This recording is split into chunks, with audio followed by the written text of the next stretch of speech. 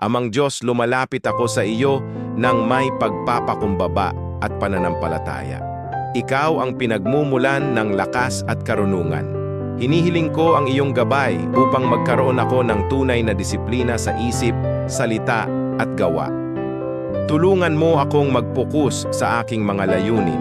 Alisin mo ang katamaran, pag-aalinlangan at anumang tukso na naglalayo sa akin sa tama.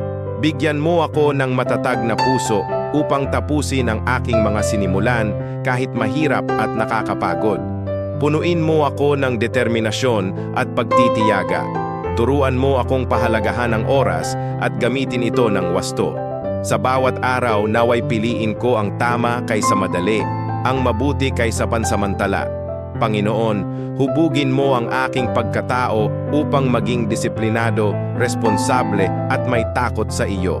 Naway ang aking mga gawa ay magbigay luwalhati sa iyong pangalan. Ito ang aking dalangin ng may buong tiwala at pasasalamat. Amen.